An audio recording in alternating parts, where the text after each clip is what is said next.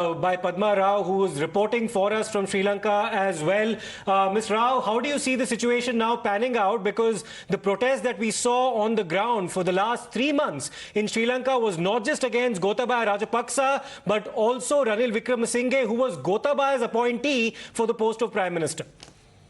You're absolutely right. Even though Ranil Wickremesinghe has won by a relatively large margin, 134 votes, I'm given to understand, the unrests on the street, which are subdued at the moment because of the emergency being in place, are not likely to be, people are going to get restless, and it remains really to be seen whether Mr. Wickremesinghe comes out and addresses, the members of the Aragalaya, to whom he says, his team says that they have been, trying to reach out to and talk to, but I don't think that's going to help given the level of anger on the streets at the moment. So what we might see is some sort of an announcement. And I think this is one of the things that Anura Dissanayake, one of the candidates who also ran for president, one of the 3 candidates, had said yesterday that he said one thing that is missing is whether it's Ranil Wickremesinghe or whether it's Dulles who wins the presidential vote, what people would like is at least a time frame, as to how long this new interim administration is going to remain in place and when the elections are going to be held.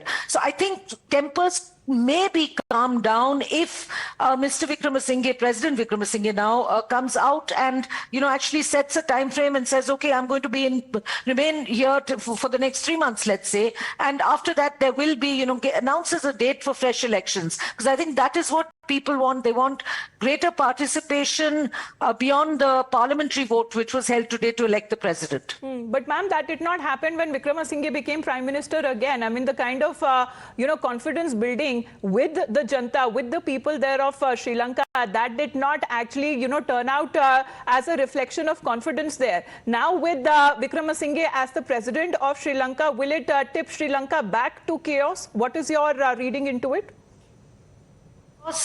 Chaos can only happen if there is a leeway for chaos, if there is no army troops on the streets, if there is no emergency in place, no curfew in place. Having said that, it's not a very healthy state of affairs to keep an emergency or a curfew in place and suppress the people artificially. Mr. Wickremesinghe is a very seasoned politician. He knows that extremely well. So what I do expect is for him to set a date for fresh elections, hoping to mollify the crowd, and to say that, let's say, because ordinarily, he would continue till 2024, which is when the next presidential election is due.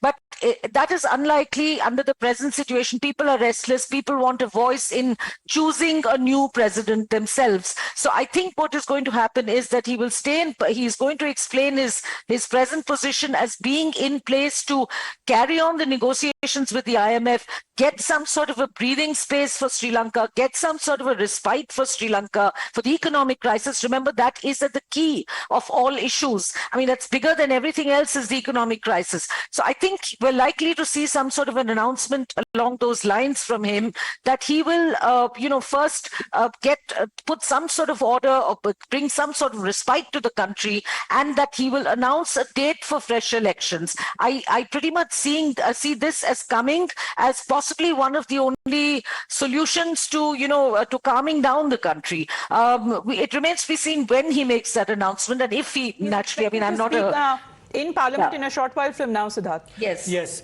And Padma Rao, of course, we've seen how the situation is now panned out in Sri Lanka.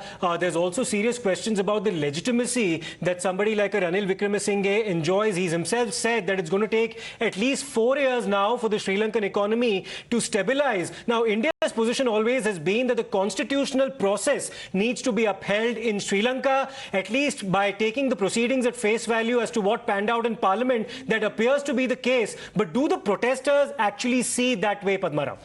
Look, so far, if you're talking about a constitutional process, the constitutional process has been adhered to.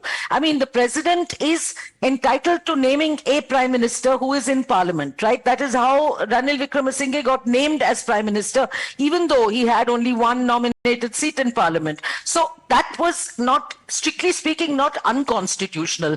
Now again, the vote that has been held today in Parliament, the President's resignation and Mr. Ranil Wickremesinghe taking over as acting President was also in keeping with a certain clause. I think it was Article 40 of the Constitution. So again, that was constitutional.